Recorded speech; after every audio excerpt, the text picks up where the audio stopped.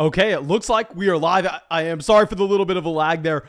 My God, I could not be more excited for this. My favorite wide receiver in this year's NFL draft goes as the top guy off the board. I wasn't sure if it was going to happen because obviously with Drake London, we had some concerns with his speed. He didn't run the 40-yard dash, so people moved him down their draft boards.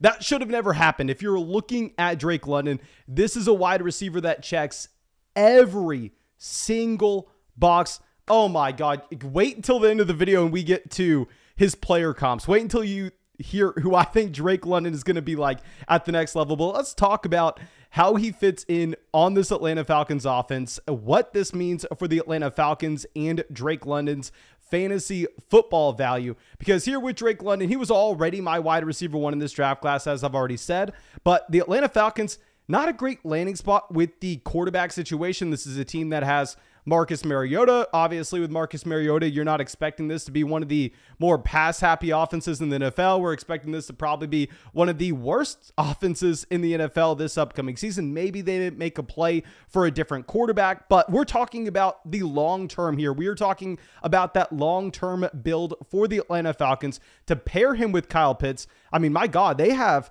some serious size if you're talking about their weapons right now. I mean, I just made a video talking about Auden Tate being the wide receiver one for this team. Now, if we are talking about where we should be ranking Drake London going forward, we can talk about a couple different things. Let's go over to Underdog Fantasy real quick. I mean, with Underdog Fantasy, they had a massive announcement earlier. They are running a $10 million fantasy football tournament.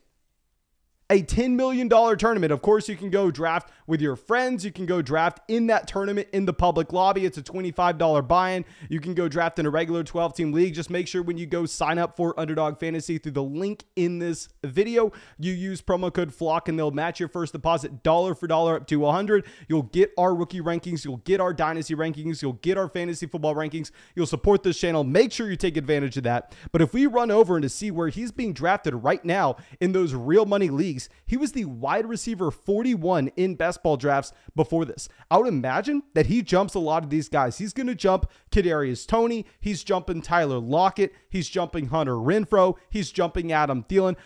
I don't see why Gabriel Davis is going ahead of him. I mean, Drake London has to move up the board from here, because if I head over to our Dynasty Rookie Draft Guide and I just look at what we see with Drake London, it's unbelievable. Drake London is a wide receiver that, as we've already said, he broke out at 18 years old. You had Michael Pittman as a senior on that team. You had Amon-Ra St. Brown as a sophomore. Both wide receivers, a lot of people want to view as the wide receiver one in their respective offenses from an NFL perspective. And Drake London at 18 years old was able to get on the field.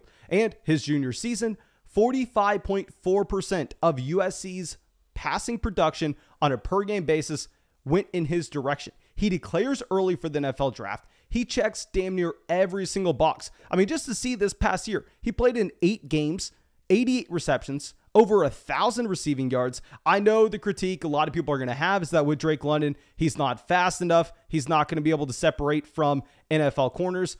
I disagree with that. I don't understand why that would be the sentiment around Drake London. This is a wide receiver that you're looking at complete dominance at the college level. Now, yes, it was in the Pac-12. Yes, it's not as good of a college conference, but the running back position in wide receivers so different. And that with wide receiver, you're winning with technique. You're winning at the catch point. In my comparison for Drake London, I hate to do this because obviously he has the frame. A lot of people want to be lazy and they just want to go with the size here. But Drake London does look like Mike Evans in that he's going to have an elite ceiling with his touchdowns. With Drake London as well, the one fault I would imagine you can put on this profile is the yards after the catch ability is not really going to be there. I mean, I'd imagine this is someone that is elite at the catch point where he can win 15 yards down the field, but it's not like he's going to be racking up, every other game, a 40-plus yard reception. He's not going to be Marquez Valdez-Scantling. He's not Tyreek Hill, but he can still win at the NFL level. And we see that you actually have the Atlanta Falcons believing in this. That's why they take him in the top 10 here. That's why he is now a wide receiver competing for targets in that wide receiver room with Auden Tate, Olamide Zaccheaus. Like literally nobody is there.